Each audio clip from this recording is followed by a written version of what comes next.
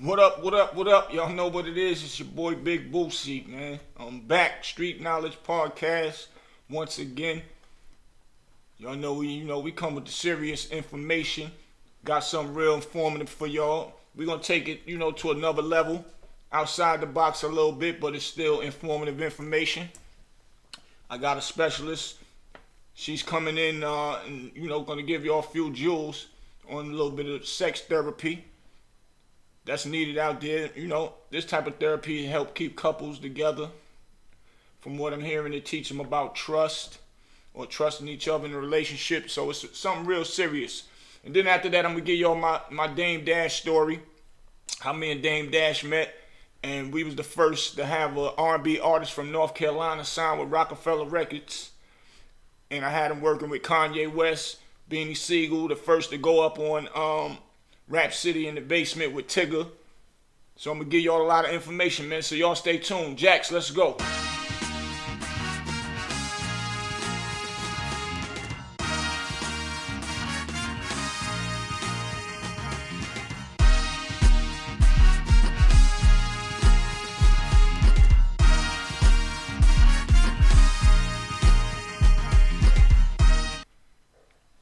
What's up, man? I'm back, man. I'm having fun with this thing here, man. I want to shout out to all my people that's been out there supporting us, everybody that's been going on up there subscribing, and all the donations, man. It's real love, man. And all of y'all who out there that's new, make sure y'all hit us up. Go on Street Knowledge on YouTube and subscribe. And drop a little cash app. No amount is a big amount or too big or whatever. It doesn't matter. 25 cents, like I always say. Anything to help us bring y'all good informative information and have a great show. So now, like I told you, I got something different. We're gonna go to the left a little bit, and I got a young lady on the line, man, that has a lot of knowledge of BDSM.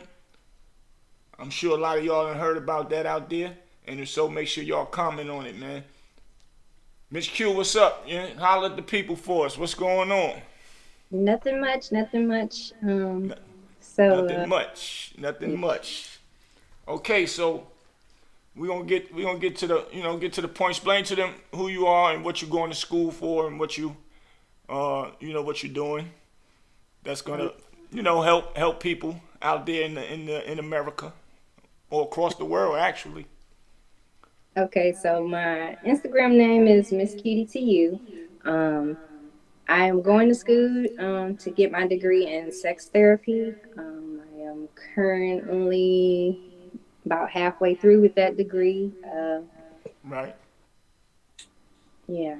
So, and I'm actively involved in BDSM. You're actively involved in BDSM. Okay, explain to them what BDSM is. Let the world know what that is for those who don't know. BDSM is things that couples, and sometimes you don't even have to be in a couple relationship to be in BDSM. It's bondage, domination, sadoism, not sadoism, but sadoism, Right. and masochism. Yeah, that confused me. That sadism. I'm like, is that satanism? I had to go and research and look at it. No. Okay. So, all right. So, how did that strike your interest? It struck my interest because I was like, really, when I actually got into it, it was more or less I was really interested in my dom, and my dom is my dominant, the person who dominates me or who I trust enough to actually be able to do different things with. So it was more like I was interested in that person, and it was like for some reason I was more open to doing things with this person that I wouldn't be open with anybody else. So it was more or less that connection, that vibe or whatever with that person. I Right. learned a lot of things like about myself, like how people be like, oh, I would never do that or all that kind of stuff. No, that was all Right. out of the window once I started doing that. So Right. Really. So, I know I seen the movie. What was it? 50 Shades of Black or 50 Shades of Gray or something. That that kind of is what that was about, right? yes, in actuality, some people actually call me Black Anna because I actually, yeah. I've actually put on a show with my dom, actually like doing like a demonstration of BDMS. Right. Well, BDSM. BDSM, right. Yeah. So what you actually learning in your sex therapy class? And Um, what will you do later on down the road with that? I'm learning the different ways we use to actually pull like information out of people, because like some people will come to like therapy and they'll be closed off, don't want to discuss different things and different stuff like that. Find Right. out ways to actually, not forcefully pull information out of somebody, but gain information. Like somebody in the relationship might be interested in doing something, but they don't know how to come to their partner with saying, "Hey, I want to try this," and different stuff of that nature. So, Right. how to find a way to get this information out of this partner, and this other partner tells what they're interested in, and then you come to a common denominator of, hey, we're going to start off here, and give them ideas of how to incorporate it into their relationship. Okay. So basically, you're gonna be saving relationships out there. That's part of your job. I hope to. I hope to. So how long did this course take for you to actually complete it? The 2 years, but it depends on how many classes you take at any given time and different things of that nature. 2 years? Yes. Wow.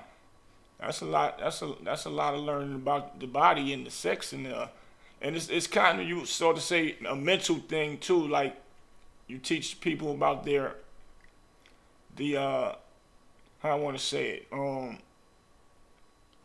If they don't understand like the facts of each other, their other half partner, you try to come into a common ground to show them where they might be going wrong at, like a mediator, basically. Yeah, sort of, kind of like somebody in the relationship might want to create a sex dungeon or whatever, and then you got to slowly, gradually try to get the other person interested into it. Like saying, okay, maybe you can add like different attachments to your bed to slowly get to that point of building a Right. whole dungeon like that. Right. So basically, now you telling me that you are the one that's being dominated. At the Are moment, you I'm looking? that's being Are dominated. are you? Huh? I said at the moment, I'm the one that's being dominated. So later on, you would want to be the one dominating your partner. No, my partner is not really interested in being dominated, but Right. is a term called switch, which is a person that is dominated, but they can switch off and be the actual dominant one. Right. Um, you can have a different partner and be a dominant one, whether it's a guy or a girl, but it's just pretty much up to the person and what they're interested in as far as what they're interested in dominating. So me looking at it, it looked like it's a lot of pain. Is it pain or is it I, w- pleasure?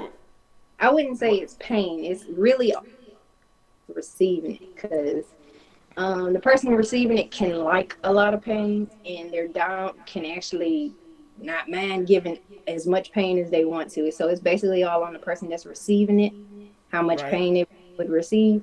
If you somebody want to be dominated but you don't like pain for real, they have a bunch of different like toys and stuff that makes it sensitive, but it's not like painful.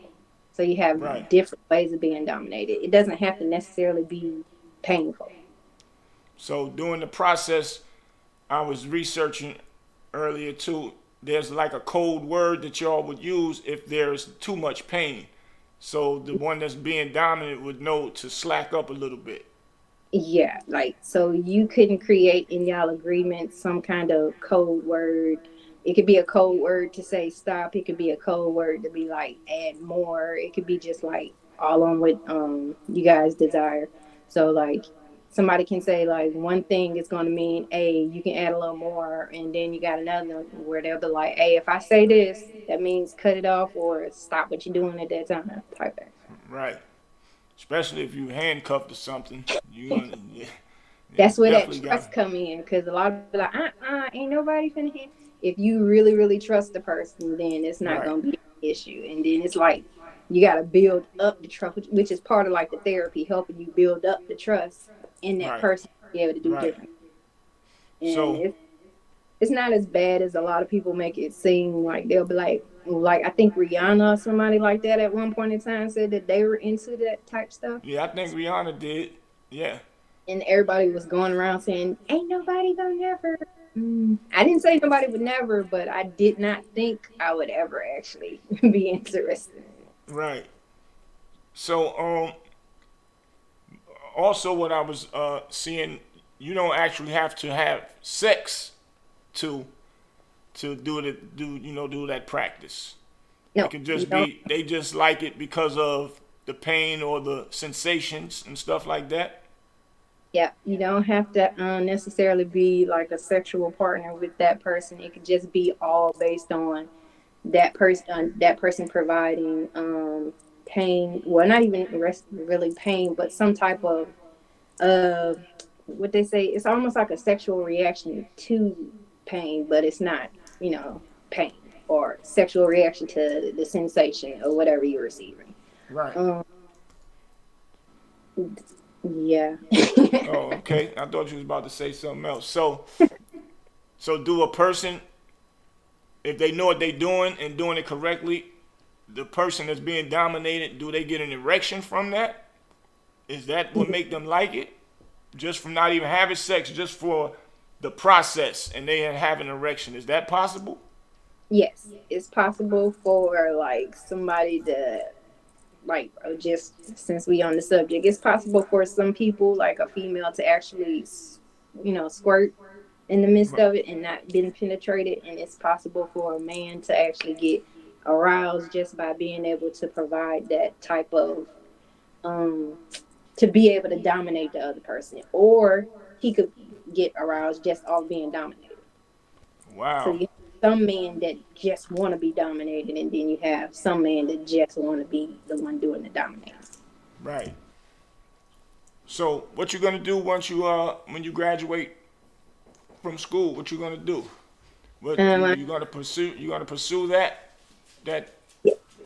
I'm going to pursue having my own practice in sex therapy, and I want to be able. It's going to be like a year afterwards because you have to work under someone else for so much time before you can actually get to be a license and actually have it on your own. So I plan to have my own practice. I'm not sure which state or city I want to reside in by the time I get it, but it needs to be somewhere warm, sunny, and some water. Wow. So where you gonna set up your office at? Down in where you at, or any specific um, city? I'm not sure yet. I don't have any specific locations yet.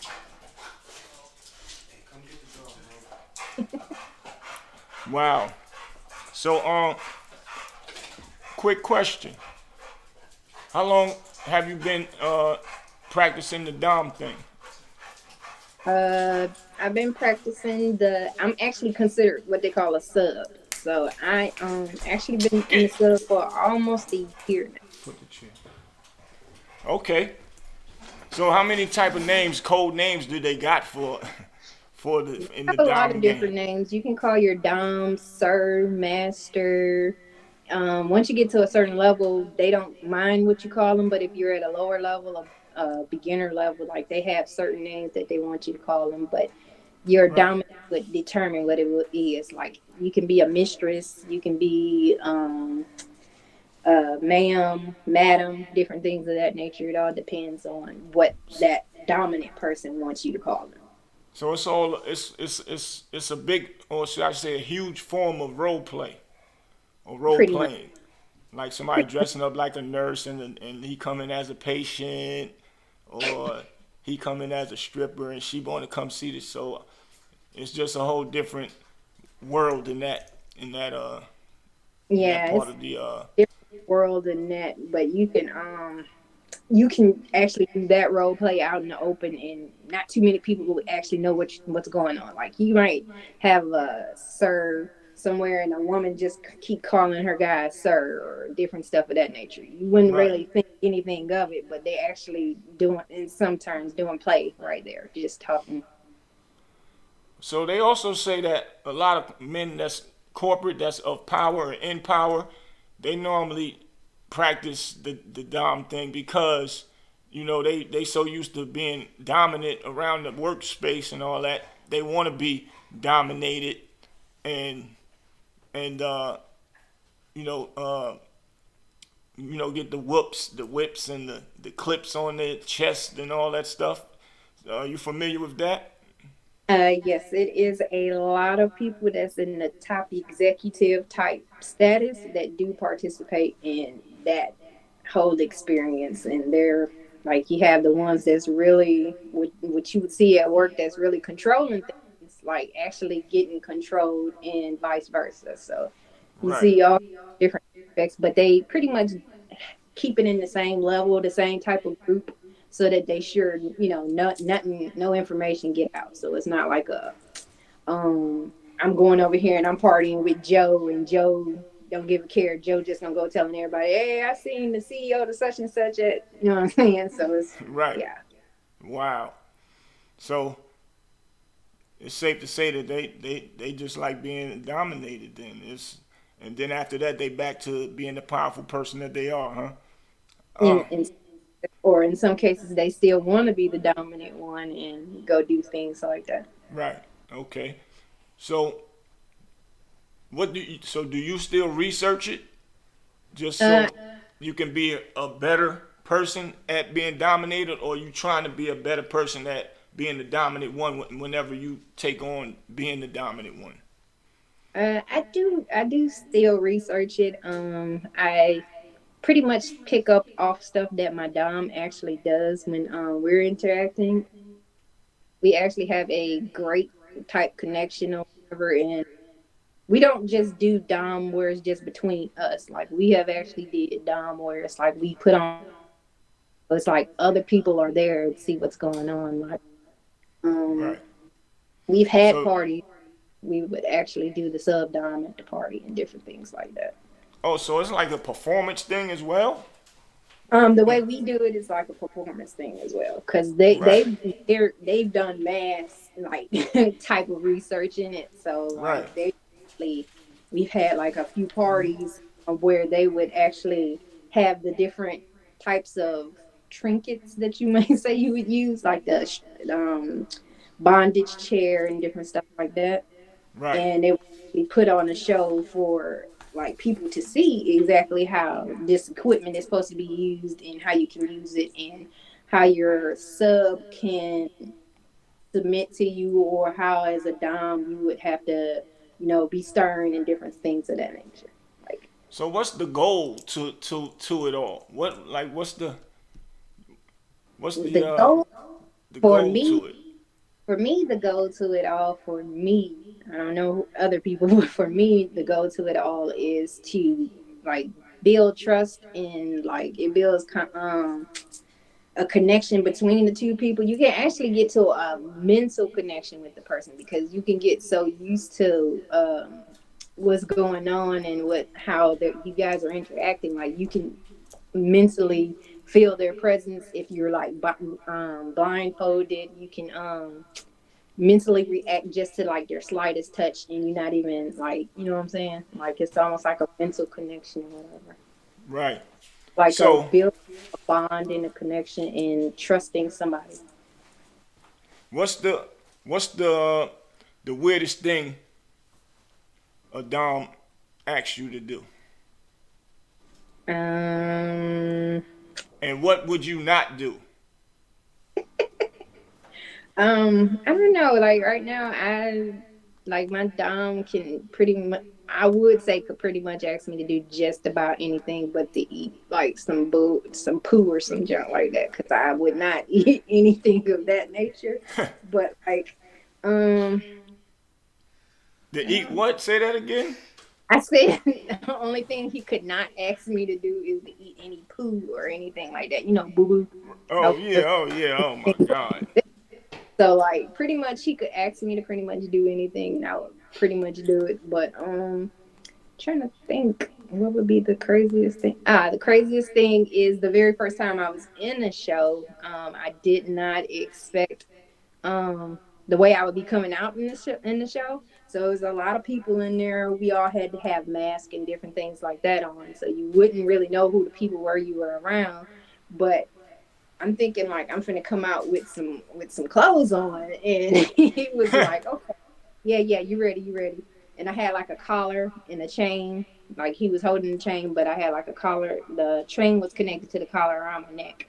And he was like, "Okay, so yeah, keep them shoes on, take that off." And I was like, "Uh-huh." He's like, "Yeah, take that off." So I had to walk out in front of all of these people with like no clothes on. And that was like the very first interaction I had where it was like it was a lot of people and I didn't have on any clothes type action. So yeah, that Wow. would be the craziest thing that he asked me to do that I actually did. And so you wasn't embarrassed about none of that, huh? No, You, I wasn't embarrassed about it. so you It so so was you kind ain't so that of means you ain't shy then. You was faking earlier.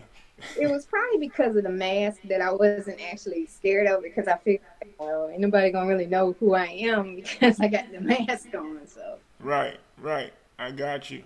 Okay. All right. Well, sure. You taught me a lot here today. You taught me a lot. Very interesting for my audience, man.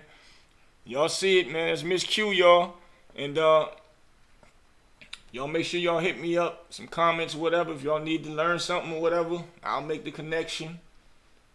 She's far away. I don't know if she want me to tell what state she in. I don't want to do that, but I will make the connection for you guys if y'all want to learn something or need to know something, man. So now we're gonna get into the Dame Dash story in a hot second. Miss Q, I appreciate you. And we're gonna good. chop it up. All right? All right. All right. So yo, it's your boy Big Bootsie. I'm back. Never know what you're gonna get here on Street Knowledge, man. Never know what you're gonna get right here on Street Knowledge. Jax, what you think about that, brother? Hey, that was crazy. Bro, you never know what you're gonna get on this show, and I'm That's a loving it. fact. I'm loving it. That's a fact. That's a fact, man. Boy. Okay, y'all. That was a lot of heat, boy, for your boy, man. I'm glad I could give y'all some of that good information. Now we're gonna get into something. Like I said, I'm gonna get into what my about my brother Dame Dash. Y'all make sure y'all go get them new sneakers, the CEO joints. Everybody been going crazy, crazy, crazy. I got them on my Instagram at I am Big Bootsie, Bootsie. So I just want to give a quick story about my brother, because you know a lot of people always wonder how me and Dame met. I'm gonna be brief with it, real quick, and you know let people know how thorough he is. Always kept it 1,000 with me and my friends that I know of. We know he harsh. He be hard on people, but he fights for what he believe in, and if he believe in you, he'll fight for that as well. But quick story. Even when it was quiet for no, I'm gonna give y'all the story when Roc-A-Fella was at the height of their career. That's the one I wanted to give y'all. So anyway, I found the artist down here by the name of Rick Vocals in Durham, North Carolina, at one of my homeboys' house. He had a studio set up in there, and I roll up in there, and when I get in there, I was introduced to a guy named Rick Vocals, and he was an R&B singer. So you know, they telling me how hot he is. You know how his pen game is good. He know how to play instruments and sing at the same time. So I'm like, word. So let me hear something. He let me hear something, and that joint was fire, fire. So this was a bunch of years back. So me, at the time I didn't have Dame's number, but my boy Jay Black did. So I called Jay Black up. I'm like, yo, dog, I just met an R&B cat that's hot as hell, write his own stuff, play his own instrument, make his own beats, everything. So long story short, me and Black get together. Black comes to Durham, meet me in Durham. I introduce Black to the artist. Black listen to him sing live, and after when we left from where we was at with the artist, we got in the car, and I started letting him hear the music that he got. Join us. He was going crazy, so I'm telling him, yo, we gotta go take this to Dame. We gotta take this to Dame. So at the time, I forgot how Black was communicating with Dame because they lost contact as well. Oh no, Black called Roc-A-Fella at the office and talked with Dame. He got Dame on the phone, told Dame he got an artist for him. He was like, yo, Dame told him, oh, all right, come to New York. As soon as you get to New York, call me. Then you come to meet me at the office. So anyway, we go and we went, took my boy shopping and all that, get him fly, get him fresh, so we can have a meeting up in the office and all that. And we leave, we go to New York, we drove up. We drive up in the truck. I think I had my Denali truck at the time. We drive to New York. We get to New York. We get to Harlem. We go to my block. And on my block, it was payphones up on Convent. So we get there, Convent Avenue. So we get up there. We use the payphone. Black called down to Roc-A-Fella. And he said, yo, hello, can I speak to Dame? And they was like, Dame, nah, he ain't here. Who's calling? And he said, well, tell him Jay Black called. Hung up. We start walking away from the phone booth. We walking away. We was just about, let's say about 10 paces. We only took about 10 paces, 10 steps up away from the phone booth. It rang. We ran back to catch the phone. Guess who on the phone? Damon Dash. Yo, Black, what's up? He was like, what's up, man? He said, nah, they didn't know who you was. That's why they said I wasn't here. Once they told me your name, I had to call you right back, man. He's like, where y'all at? Told him what we was at. He said, yo, I'm at the office. Come to the office. You got the artist with you? So, all right. So he was like, yeah. So Black hung up the phone, said, yo, he said, come to the office. We jumped in that truck so fast, we out. We get downtown to Roc-A-Fella, to the office Def Jam building, and we go up front. The receptionist told us to hold up for a second. She went to the back, and she came back to the front, and Dame told her to walk us to the front. And so me and Black go to the front. The artist, Rick Vocal, stayed in the front in the receptionist area, in the reception area. And we get back there, Jay-Z back there, getting the manicure, toes done, nails done, all that. Lil' Kim was right there with him. Just hanging out like a brother-sister thing. And Dame was right there. Dame gave an embrace, gave fives, hugs, because he ain't see Jay Black in a while. So he was like, what up, where the artist at? He was like, he was up front. I told him to hold up. I ain't know what you had going on. He was like, nah, go get him. So when Black go up to go get Rick Vocals, I'm sitting there in the office. That Dame told Jay-Z, he said, yo, Black got an artist, man. And he said he tough. We ain't passing out. We can't miss out on this one like we did with Nelly. That let me know right there that Dame and Jay-Z had Nelly first before Kuda and Mace signed Nelly and went diamond. And they was mad that they passed them up because we wasn't big on the country and that type of rap at that time. So they didn't see the bigger picture with that. Kuda, which is Mace's manager, and Mason took a chance. My boy Trail, God bless the dead, Big Trail, he used to hustle over there in where Nelly and them is from.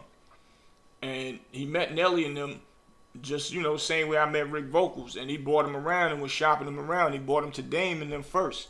Dame and them turned him down. And he took him to Mace and Kuda and they grabbed him. And that's how Nelly was put out here and discovered and went 10 million records sold. So Black go and get Rick Vocals, bring him up to the back where we was at. As soon as he come in, Dame looking him up and down.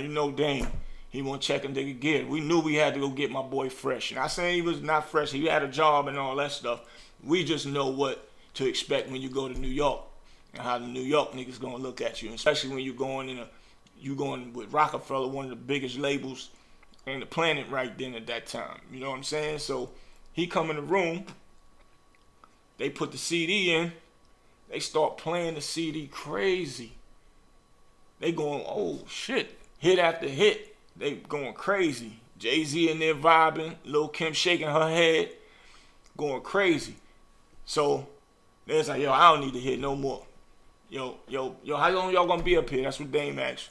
We was like, well, we gotta shoot back down south. We said, nah, make sure y'all shoot. If y'all shoot down, make sure y'all come back.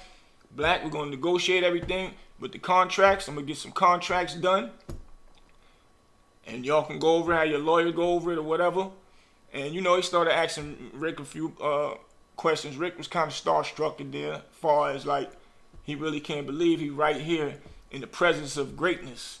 As y'all know, at that time, Roc-A-Fella was running the circuit.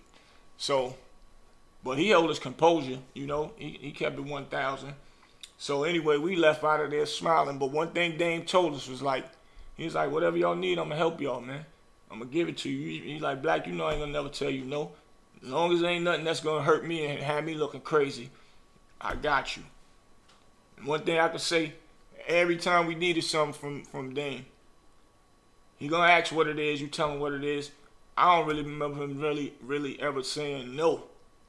If it's something that can help him and it ain't gonna hurt him, he always looked out. Always.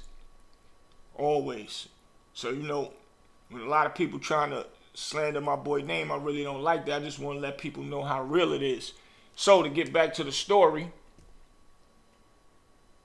we leave, come back to New York for a second meeting and get the contracts. But Dame immediately started putting Rick Vocals to work. He started putting him to work. He had him working with Kanye West doing music. He had him working with Beans and them.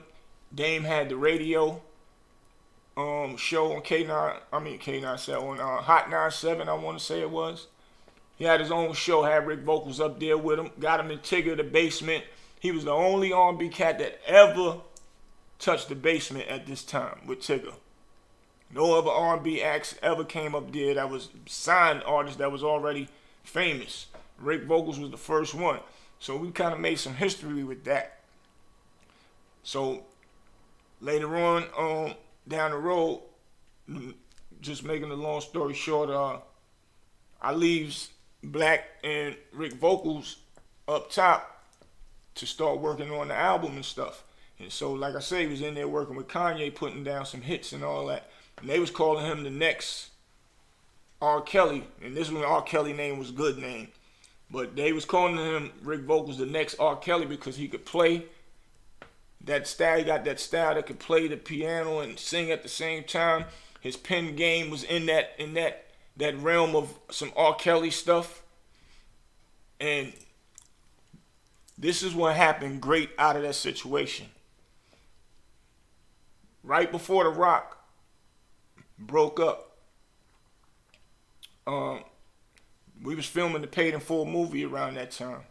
No, actually, the Paid in Full movie was done. They was in the editing process, so that was, everybody was sitting around waiting for that. Dame kept listening to one of Rick Vocals' songs called Ghost. It's called Ghost. It's on the YouTube channel. It's on YouTube. Y'all can check it out. On our channel. Yeah, and matter of fact, it's on Street Knowledge. Yes, it's on my channel, man. It's on our channel, baby. That's right. So, what happened was Dame was listening to, kept going through Rick Vocals CD, and he stopped at the song Ghost. Every time it go off, he play it back again. So I wasn't up there. Black walked in the office and he was in there vibing out. And God bless her, Aaliyah had passed away at the time. And Dame was like in a little dark space at the time. And he was sitting in the office and he kept listening to that record. And Black, he told Black, yo, man, this record right here is powerful. Black had walked in the office when he was back there by himself. He said, yo, man, this record is powerful, man. This keep reminding me of Aaliyah. Like, wow. Black told him, he said, well, why don't you let's go ahead and just bring it to life? Let's put it out there. Dame was like, you know something? You absolutely right. And guess what? Dame had the first song dedicated to Aaliyah through my artist Rick Vocals, me and J Black artist Rick Vocals. It was the song Ghost. It was the concept was like the Whoopi Goldberg movie Ghost. Every person Dame see Aaliyah, he see Aaliyah through these people. It's inside, that's in the video. And Rick Vocals got his first video, a $300,000 video. We shot it in Yonkers. And it ended up on the Paid in Full soundtrack. So if y'all ever get the Paid in Full soundtrack and y'all hear Ghost up there, that's how that record got on the Paid in Full soundtrack. And the video, and it was dedicated to Aaliyah. The video, the whole song dedicated to Aaliyah. Video, Dame all in there, looking everybody that he's seen, like I said, reminded him of Aaliyah. And I want y'all to go and check that out. It's actually on our Street Knowledge YouTube page. And y'all let me know what y'all think. Send me some comments down low about that. But Dame definitely sent out his love for Aaliyah at that time to show the world. But y'all get ready. I got some more things to talk about. I'm gonna bring J Black up here. We're gonna do some homeboy talk, because J Black is one of the people that was really outside back in the days with the Rich Porter situation. And he was Rich Porter lieutenant, the one that did everything for Rich Porter. You gotta see him before you see Rich Porter. That was his big brother, his everything. And this is just a teaching, because I know everybody got their Rich Porter stories, but Black was his official lieutenant that never spoke out about this in years, and he about to speak out about it now. And the reason why is because we just want y'all to understand what we was doing back then, once again, all the way up to now. Now Black owns his own modular home moving company. Move your modular homes and place them on your land. And he signed with one of the biggest contracts in North Carolina. Turned that negative into a positive. So y'all get ready. That's coming soon, man. I'm about to be out. Things to do. Jax, my boy Q Lover, Street Knowledge Podcast. Make sure y'all subscribe. Hit that like button.